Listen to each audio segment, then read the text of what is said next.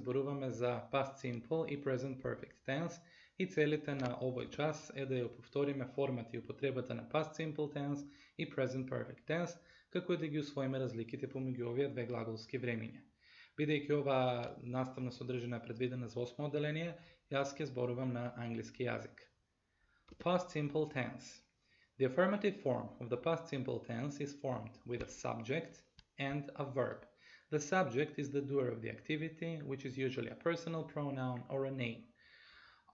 The verb, what is specific about the verb is that it can be either regular or irregular. If the verb is regular, we add ed to the verb to show that it's in the past simple, and if it's irregular, we use the special form of the verb for past simple. So, in the first example, there is I visited my friends last night. I is the subject and visit is the verb, and because it's regular, it's visit, we add ed. In the second example, he drove the car last evening. He is the subject and drove is the verb, but because drive is irregular, we don't add ed to it, but rather we use the special form for past simple tense. What you have to do is you have to learn all the forms of the irregular verbs in its past simple tense form. So every verb should be learned, and you should learn all these forms by heart. The negative form is formed with a subject plus did not or didn't. Did not is the long form and didn't is the short form. They are the same, the meaning is the same, and only the context is different with the meaning of where you are going to use the sentence. So, subject, did not or didn't, plus a verb. What is important to know is that the verb here in the negative form is always used in its base form. So, there is no ed, there is no second column of the verb. You use the base form of the verb. So, I visited would be I didn't visit. He drove would be he didn't drive. What is important to mention, and I always tell my students, is that when there is an ed and didn't, there is a huge mistake, because ed cannot be in the same sentence with the didn't, because at the same time there would be too many d's and they wouldn't make any sense together. So because there is didn't, there is no ed. Because there is didn't here, there is no second column of the verb. The interrogative form is formed with did plus subject plus a verb. For example, did you visit your friends yesterday? Did they understand the new vocabulary? Again here, as in the negative form, in the interrogative form, the verb is also in its base form. There is no ed, there is no special past simple tense form. So the special forms, past simple forms, are used only in the affirmative form. This is about the formation of the past simple tense. Now we are going to see when it's used. Past simple tense is used to talk about completed actions in the past at a definite time. For example, John arrived here yesterday at 5. What is important to know is that the past simple tense always answers the question when. So, John arrived is past simple sentence, and yesterday at 5 is a time reference marker which tells us when something happened in the past, exactly when. A past simple tense is also used to talk about actions happening one after another, i.e. to talk about a series of completed actions happening one after another. For example, she opened the door, entered the room, took off the coat and sat down. So this is about the use of past simple. It's used to talk about completed actions in the past at a definite time, which we always know when they happened, and also to talk about actions happening one after another. Present perfect tense. The present perfect tense is used with a subject plus have or has plus past participle. There is a choice between have or has, but it's not on us. We don't choose whether to use have or has. Has is always used with third person singular, so he has, she has, or it has, and with all other persons we use have. For example, Michael has touched the fire. In this sentence, there is a subject, Michael, and has, which has to be has because Michael is a he, and therefore we have to use has. Past participle. What is a past participle?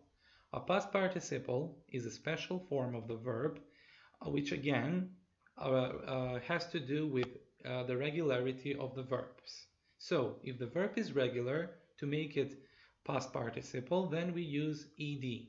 For example, touch is a regular verb, and we add ed to get a past participle. Touch, touched. On the other hand, write is irregular. Therefore, we have to learn the forms, past participle forms, that have to be learned by heart. For example, write, written. They have written a letter. In this sentence, there is they, which is a subject, have, which has to be used because the subject is they and it is third person plural, and the verb write in past participle is written. It's not write or write it or something like that. So it's write, wrote, written. The third column of the list of irregular verbs is written in this case. The negative form is pretty much similar to the affirmative form, and the only change happening here is that of the auxiliary verb have, has, which is used in its negative form. So have, has become haven't or hasn't. So Michael has touched the fire would be Michael hasn't touched the fire. They have written a letter would be they haven't written a letter.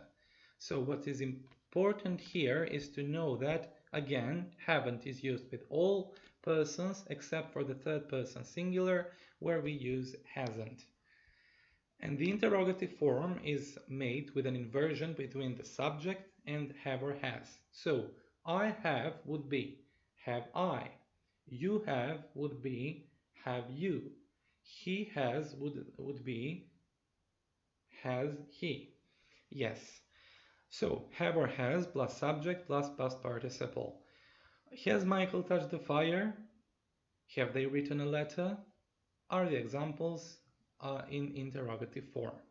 What is specific to know about present perfect, which unlike the past simple, is that we use the past participle form in all three forms, in affirmative, negative, and interrogative. We don't use the verb in its base form when it comes to negative or interrogative form. So it's always this form of the verb.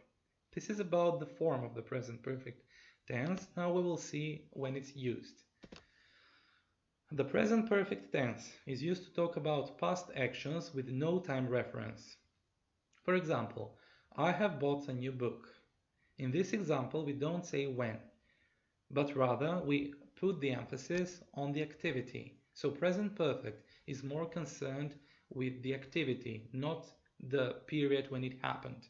So I have bought a new book is my experience, something I have done, and that we don't need to know when it happened. The next activity of its uses is to talk about past actions with a present result. So something happened in the past, but the result is now in the present. For example, she has broken her arm, but the result is that it hurts now.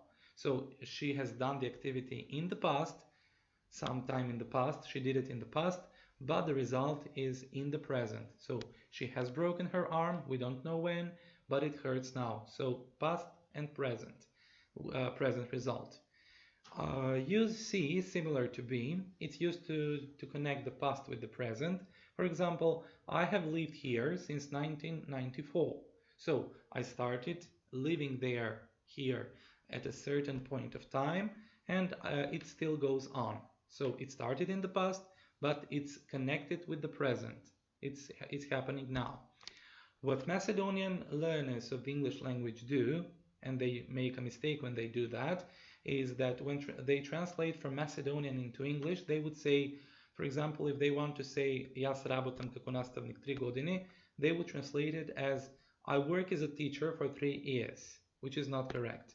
We should use this use of the present perfect, and we should say I have worked as a teacher for 3 years. So we shouldn't say I work because it's only present. It doesn't specify that it started in the past and it's still on. So this is the third use, and the fourth use is to talk about recently completed actions. For example, Mary has just entered the house. With this use, we can say that we can see the word perfect with its meaning of before. And if we use the word perfect before the word present, we will see that it's before present.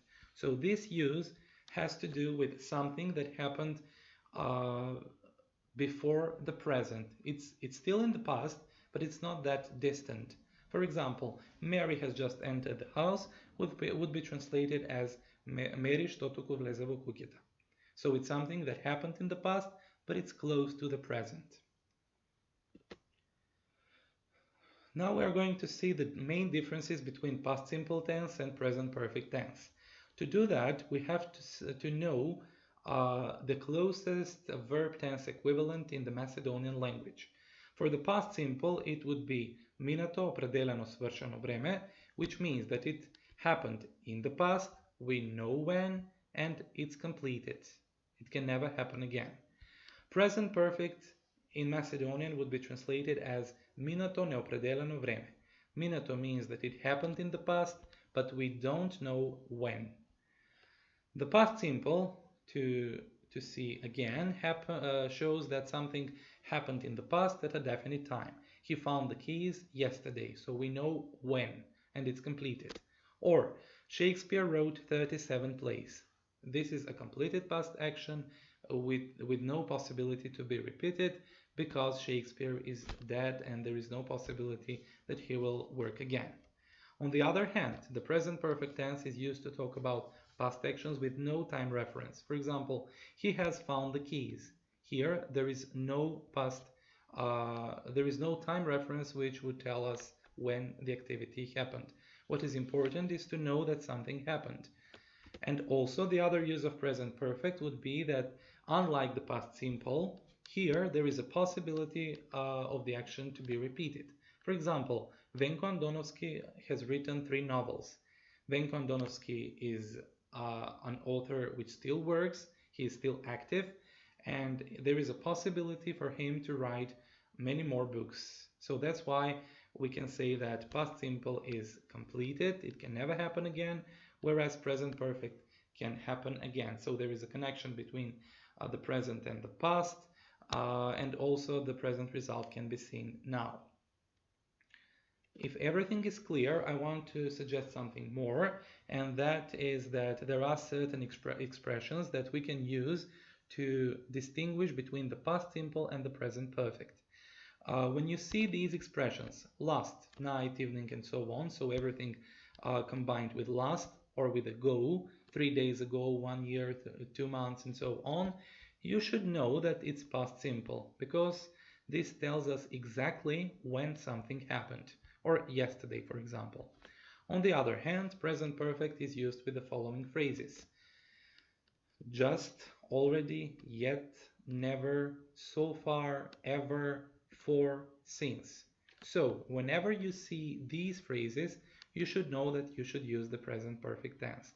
Bear these expressions in mind and copy them in your notebooks so that you can have them, and so that you can have them by your side to help you decide when you do such activities.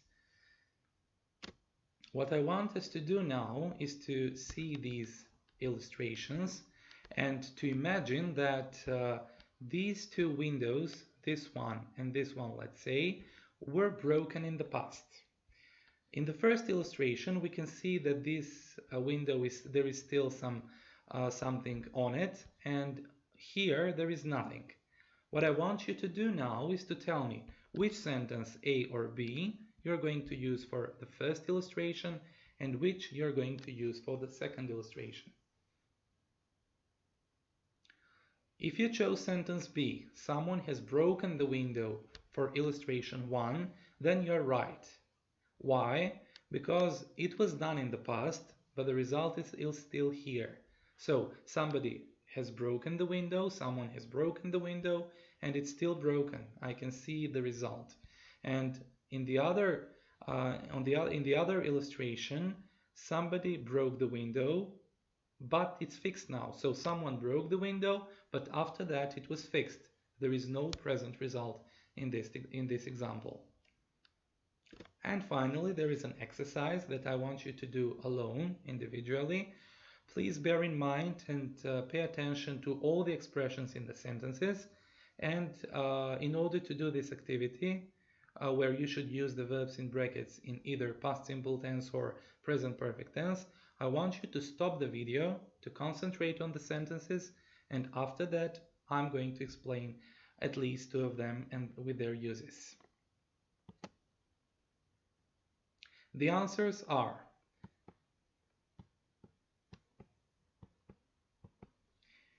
if you wrote like this, then you were right.